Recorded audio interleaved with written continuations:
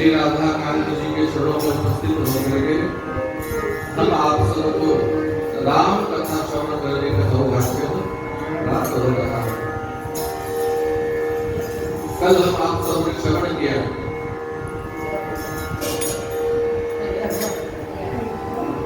भगवान श्री राम, माता जानकी, लक्ष्मण जी, निषाद राज भरद्वाज जी के आश्रम में पधारे। एक रात्रि विश्राम भरद्वाज जी के यहाँ हुआ।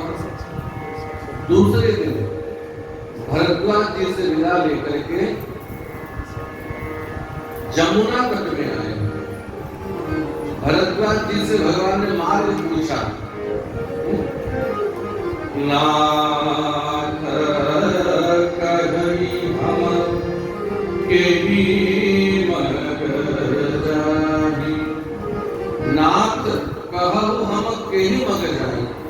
भगवान भरद्वाज जी से मार्ग पूछते हैं, तो बताइए किस मार्ग से हम जाएं। भरद्वाज जी वाल्मीकि जी के शिष्य हैं कि नहीं? वाल्मीकि जी ने रामायण लिखा कि नहीं?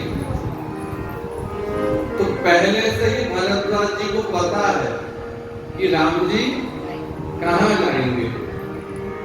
तो इसीलिए राम जी ने भरद्वाज जी से मार्ग पूछा कि जैसे आपके गुरु ने रामायण लिखा है, जैसे कोई एक्टर, अभिनेता, अभिनेत्री नाटक में अभिनय कैसे करता है, डायरेक्टर जैसे बोलता है वैसे करता है। तो राम कथा का डायरेक्टर कौन है? वाल्मीकि जी है कि नहीं? वाल्मीकि जी ने रामायण लिखा है। तो जैसा जैसा लिखा है राम जी वैसा वैसा अभिनय करेंगे। और वाल्मीकि जी के शिष्य हैं भरद्वाज जी। इन्होंने वाल्मीकि जी से रामायण पढ़ा है, ये जानते हैं कि राम जी कहां कहां जाएंगे। तो जब राम जी ने मार्ग पूछा, नाथ कहिया हम केही मग जाहि, तो शिष्य का धर्म है जब कभी दुविधा में पड़ जाओ तो शिष्य को गुरुदेव के ऊपर ही छोड़ देना चाहिए कि गुरुदेव जाने। तो जब राम जी ने भरद्वाज जी से मार्ग पूछा, भरद्वाज जी ने सोचा हम मार्ग बता दें और कुछ गड़बड़ हो जाए तो दोषी हम होंगे कि नहीं। इसीलिए गुरुदेव के ऊपर छोड़ देते हैं। राम जी को गुरु जी के पास भेज दो, गुरु जी को जो करना होगा करेंगे। तो भरद्वाज जी ने वाल्मीकि जी के आश्रम का मार्ग बता दिया। जमुना स्नान करके श्री राम जी आगे आए हैं। परनी न जाई मनोहर जोरी, शोभा बहुत थोड़ी मति मोरी। बाबा तुलसीदास कहते हैं बरनी न जाई मनोहर जोरी। कैसे जा रहे हैं? आगे आगे राम जी के पीछे माता सीता और माता सीता के पीछे लक्ष्मण जी। मनोहर जोड़ी, श्री सीताराम जी की जोड़ी, ये कोई वर्णन नहीं कर सकता। मेरी बुद्धि बहुत थोड़ी है, इस थोड़ी बुद्धि में श्री राम जी, माता जानकी, इन दोनों की जोड़ी को मैं वर्णन नहीं कर सकता। जिस मार्ग में प्रभु जाते हैं, मार्ग के लोग, नारी पुरुष बालक वृद्ध सब श्री सीताराम जी को देख करके मोहित हो जाते हैं। मन ही मन सोचते हैं कि भैया ये दोनों भाई एक गौर एक सुंदर। राम लखन सिया सुंदरताई, सब चित वही चित मन मति आई। सब चित्त वही चित्त मन मति लाई। मन लगा करके श्री सीताराम जी के जोड़ी को देखते हैं और बात करते हैं कि भैया इतने सुंदर जोड़ी, ये महल में रहने वाले हैं, ये वन में कैसे आ गए। कोई एक स्त्री कहती है मुझे पता ही कैसे आ गए, इनको किसी ने बनाया नहीं है, ये अपने आप ही प्रकट हो गए हैं। इतने सुंदर हैं, इनको कौन बनाएगा, ये स्वयं प्रकट हुए हैं। एक कहती है मुझे लगता है कि ब्रह्मा जी ने इनको बनाया, और जब इनको बनाया, इनको देख करके ब्रह्मा जी स्वयं इनके ऊपर आकर्षित हो गए, मोहित हो गए, और फिर इनके जैसा दूसरा बनाना चाहा, दूसरा।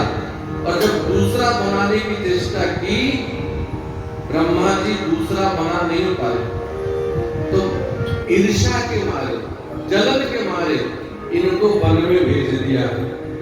कीन बहुत श्रम एक न आए, तेरी ईर्षा बन आनी दुराए।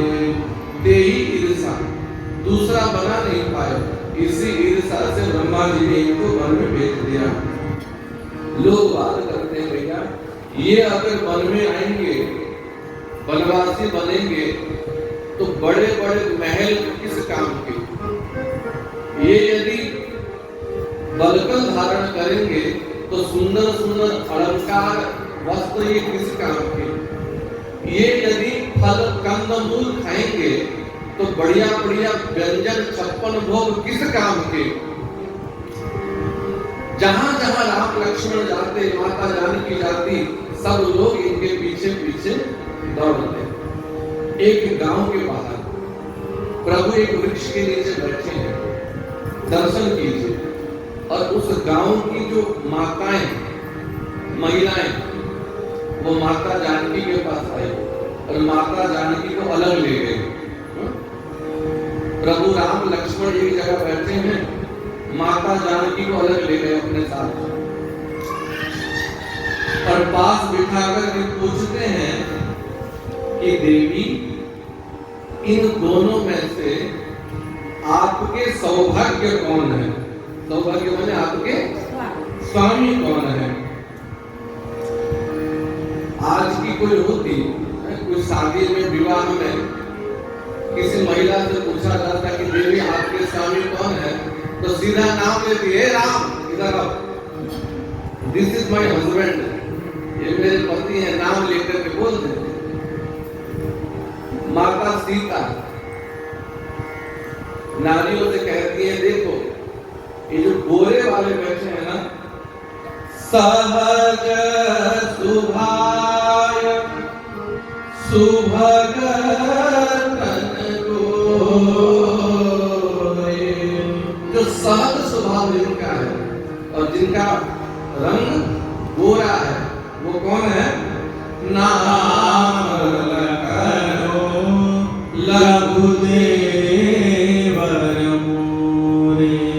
इनका नाम है लक्ष्मण, और ये मेरे छोटे देवर हैं, नाम लखन लघु देवर मोरे।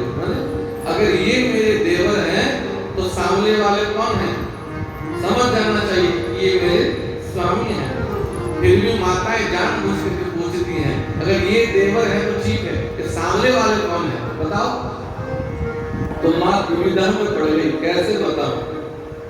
माँ ने एक युक्ति की, एक बार राम जी की ओर देखा, आंचल घूंघट डाल दिया, और घूंघट डाल करके एक बार राम जी की ओर देखा और सर नीचे कर दिया। तो समझ जाओ, जो सामने वाले हैं ये मेरे सौभाग्य हैं।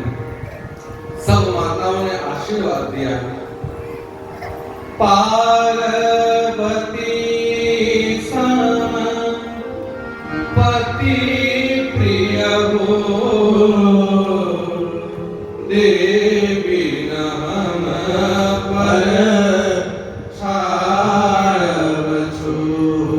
देवी पार्वती सम पति प्रिय हो, जैसे माता पार्वती भगवान शंकर के प्रिय हैं, ऐसे आप भी अपने स्वामी के प्रिय बने। और हे देवी, हम पर सदैव स्नेह बनाए रखना, हमें मत भूलना। तो कुछ समय प्रभु वहां रुके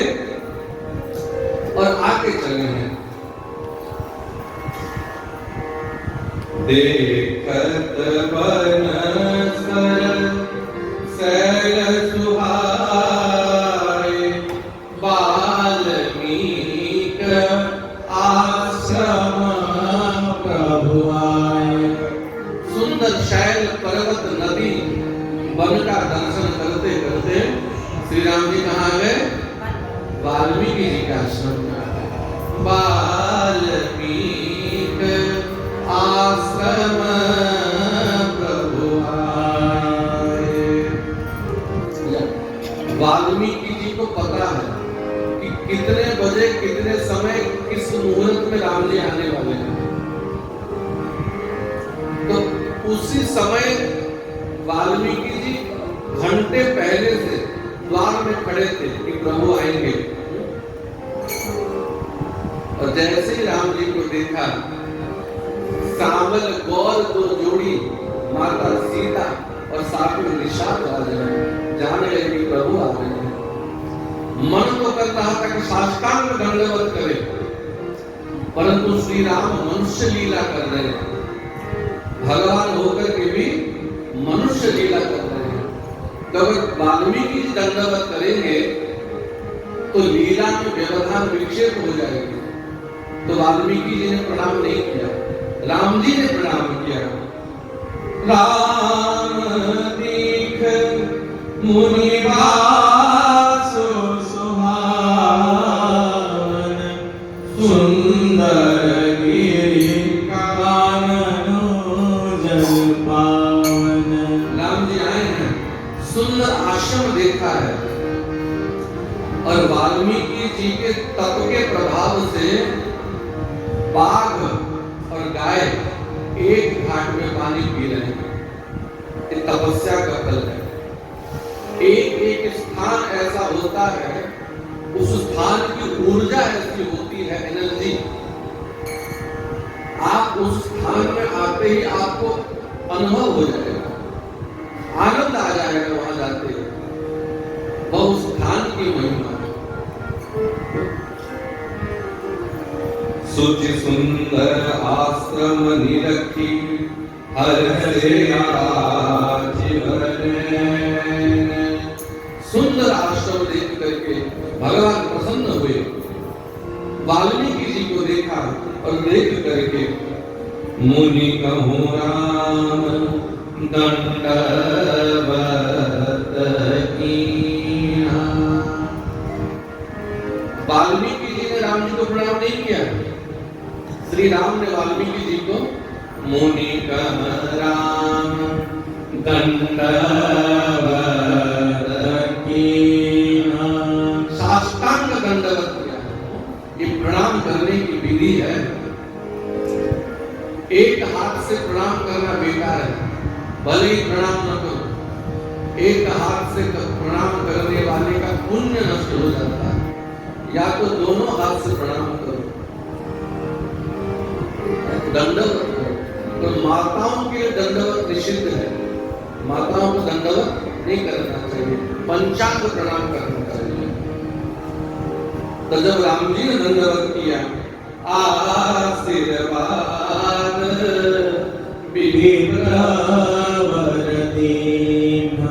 वाल्मीकि जी ने आशीर्वाद किया। आशीर्वाद मांगा नहीं जाता।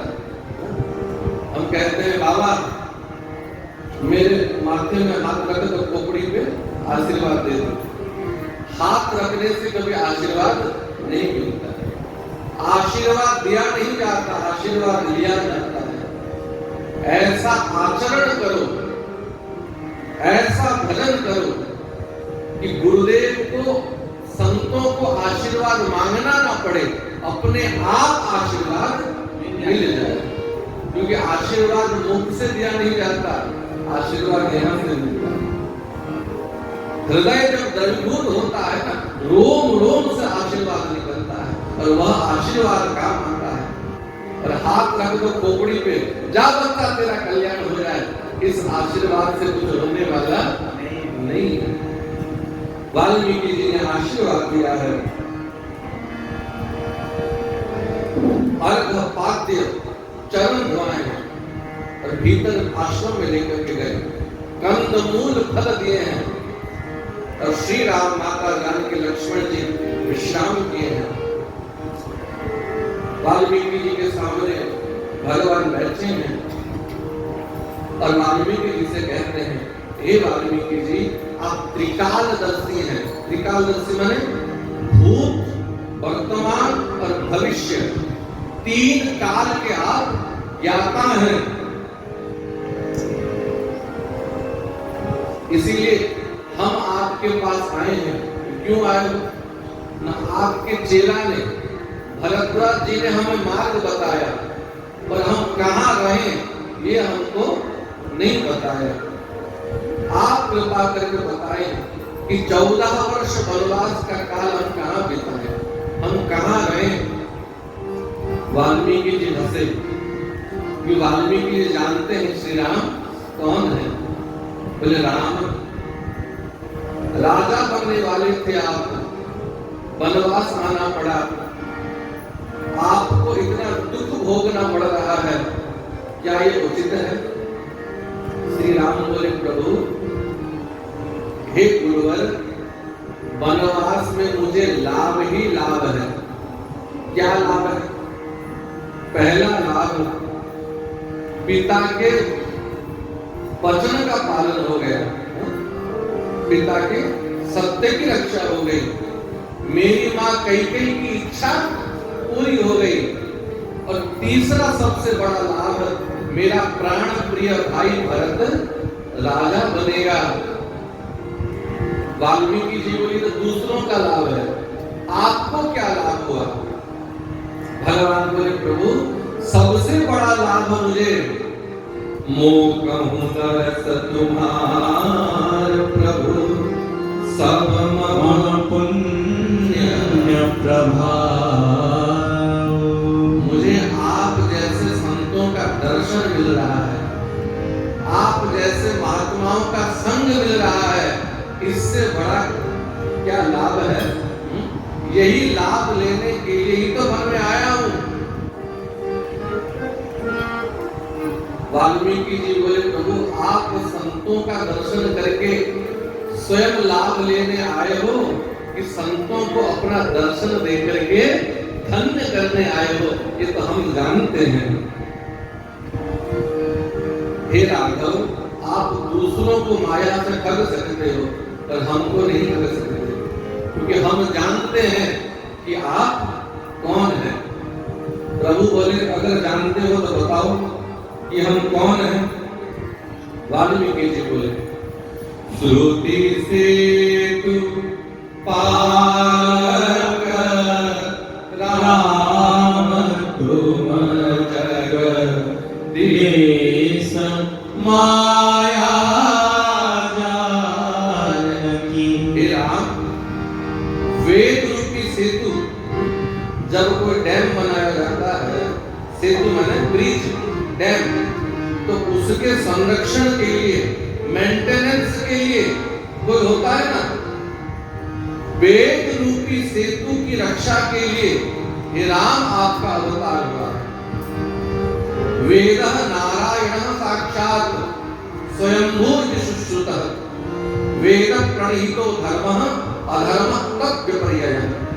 वेद जो आज्ञा देते हैं वही धर्म है, वेद विरुद्ध आचरण अधर्म है। क्योंकि वेद ग्रंथ नहीं है, वेद नारायण साक्षात, वेद स्वयं नारायण है। इसलिए हे राघव, वेद रूपी सेतु की पालन के लिए, वेद की रक्षा के लिए, धर्म के रक्षा के लिए प्रभु आपका अवतार हुआ है। और आपके बामांग में जो बैठी हैं, ये विदेहराज नंदिनी, ये जानकी कौन है? जगदीश माया जानकी। ये जानकी ये आपकी माया है, आपकी इच्छा से ही यही जानकी जो सृजती जग पालती हरती रुघबाई कृपा की। आपकी सृष्टि करती है, यही जानकी जगत की पालन करती है, और यही सीता महाकाली के रूप में जगत का संहार करती है। देखो माया दो प्रकार की है, एक विद्या माया, एक अविद्या माया। अविद्या माया वो है जो सबको संसार में फंसाती है, भगवान से अलग कर देती है, माया में फंसा देती है। और विद्या माया वो है जो जीव को भगवान के चरणों में पहुंचा देती है। ये जानकी साक्षात माया है। अच्छा, मेरे बारे में बता दिया, जानकी के बारे में बता दिया। लक्ष्मण कौन है? पहले लक्ष्मण जी को भी जानते हैं। ये लक्ष्मण कौन है?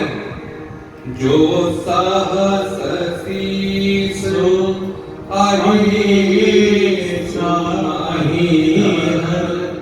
लखन सचरा।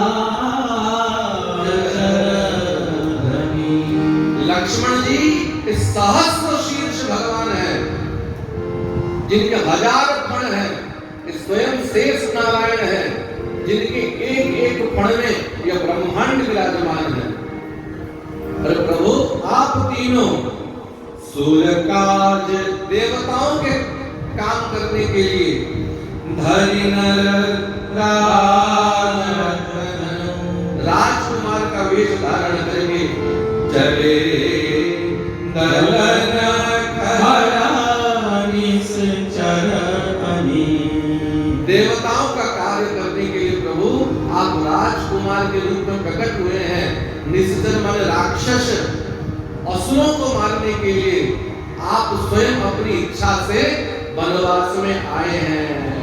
राम जी को ये बाबा तो सब जानते हैं हमारे बारे में, और क्या जानते हो? हे प्रभु जग पे खन तुम देख निहारे, विधि हरि शंभु नचार निहारे। राम जी कौन है? विधि माने ब्रह्मा, हरि माने विष्णु, शंभु माने शिव, जो ब्रह्मा विष्णु शिव को प्रकट करते हैं और ब्रह्मा विष्णु शिव को अपनी इच्छा से नचाते हैं, वो श्री राम है। ये तुरीय ब्रह्म है। प्रभु जब ब्रह्मा विष्णु शिव भी सोई जा, वो भी आपको जान नहीं सकते।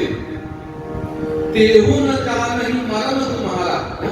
ब्रह्मा विष्णु शिव भी आपके मर्म को जान नहीं सकते, तब हम कैसे प्रभु आपको जानते हैं? देखो वाल्मीकि जी कह रहे हैं ब्रह्मा विष्णु शिव आपके मर्म को नहीं जान सकते।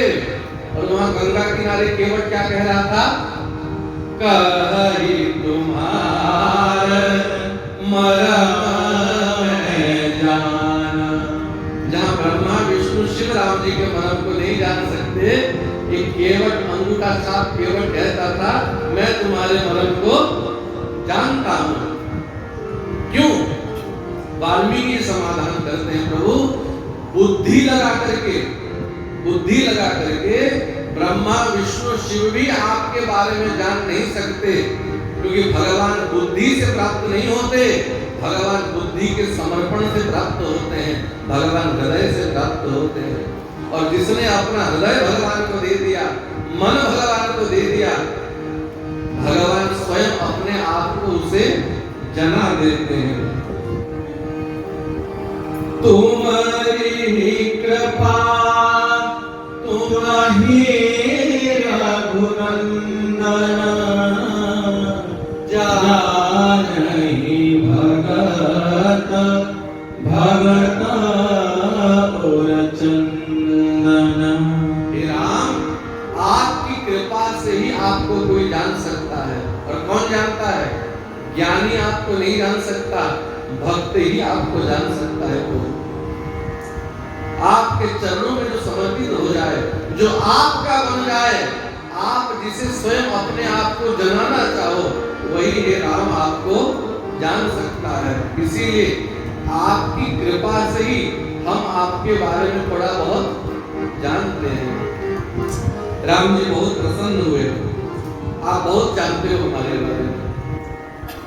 हे मुनिनाथ, वनवास का काल हम कहाँ काटे, आप हमें स्थान बताइए।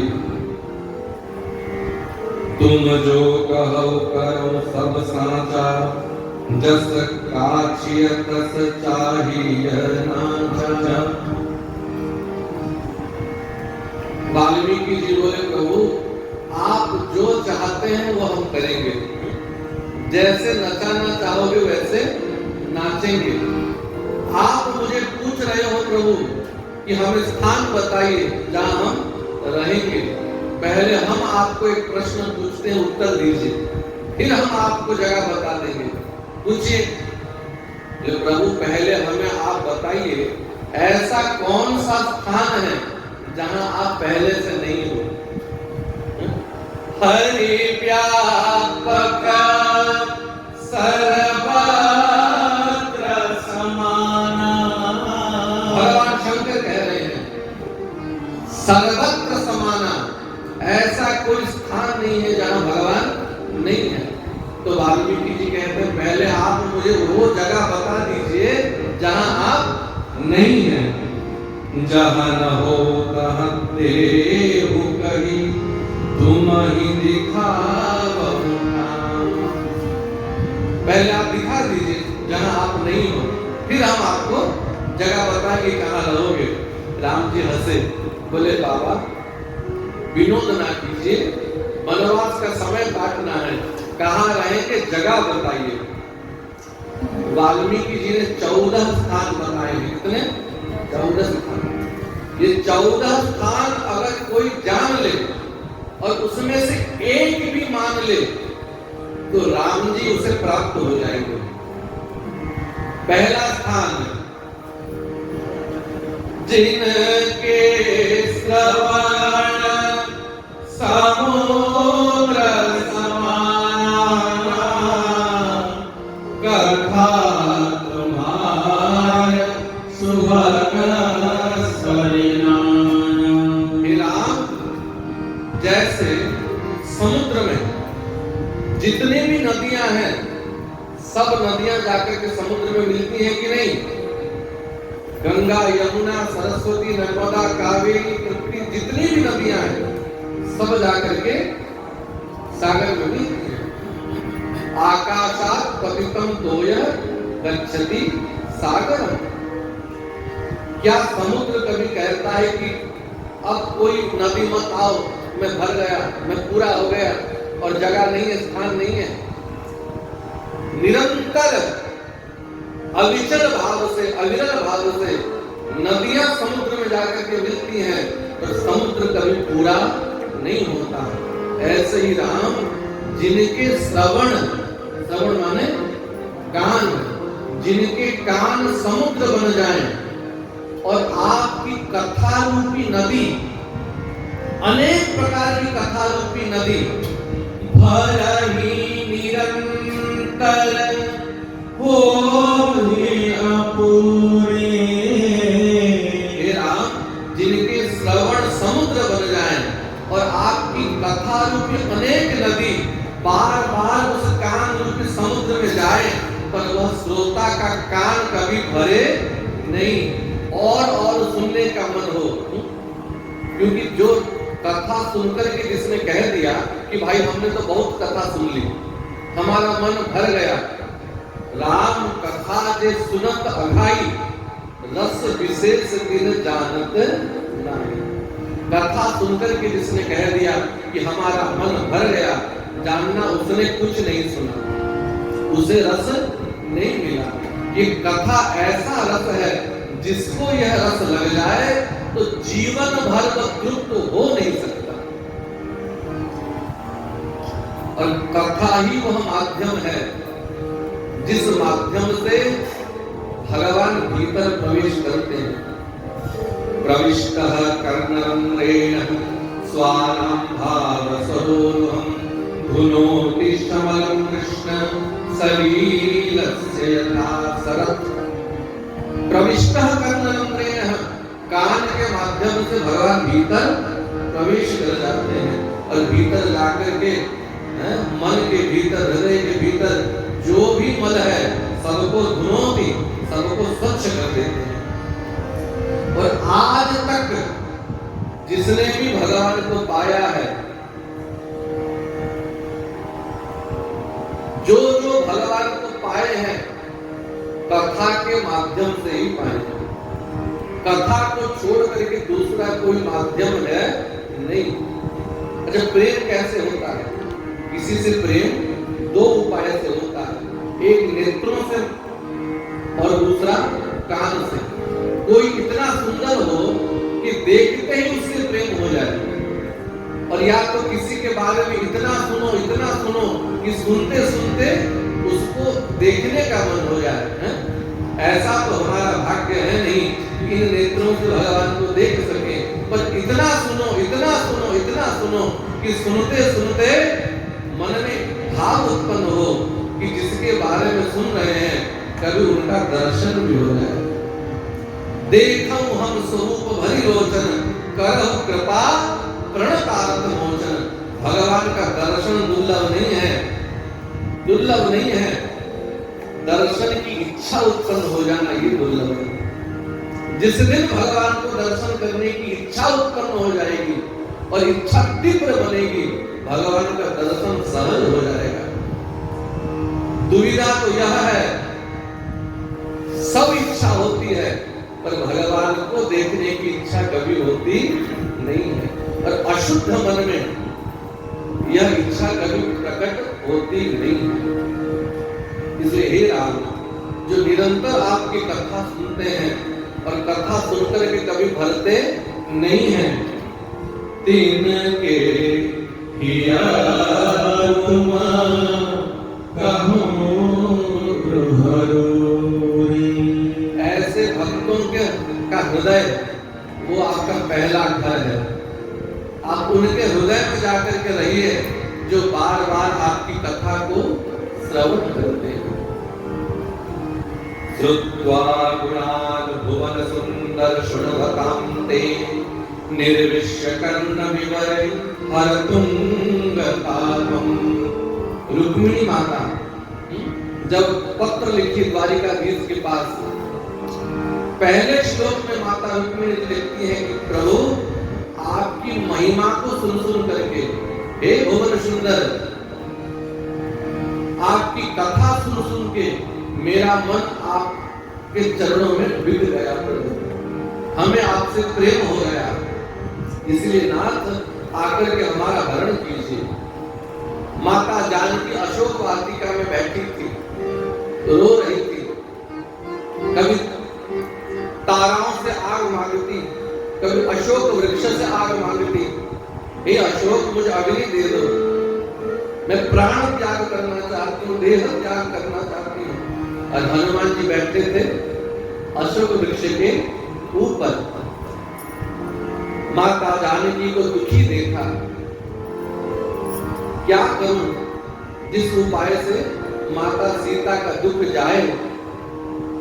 ज्ञानिनाम अग्रगण्यम, हनुमान जी परम ज्ञानी है, जान गए आज तक अगर किसी का दुख गया है किस उपाय से तो कथा सुन करके ही दुख गया है। तो माँ को भी राम कथा सुनाओ तो माँ का भी दुख जाएगा। राम कथा कपि बरनन लागा, सुनत ही सीता कर दुख भागा। हनुमान जी वृक्ष के ऊपर बैठ करके राम कथा सुनाने लगे। राम जन्म से लेकर के वनवास तक पूरी कथा सुना दी। सुनत ही सीता कर दुख भागा। राम कथा सुन करके मां जानकी का दुख चला गया। तो व्यथा को हरने वाला कथा ही है। जो कथा सुनता है उसके जीवन में कभी व्यथा आती नहीं है। रामचंद्र भगवान की जय। तो वाल्मीकि जी ने पहला कर दिया, हे राम, जो निरंतर आपकी कथा को श्रवण करते हैं आप उनके हृदय में जाकर के विराजमान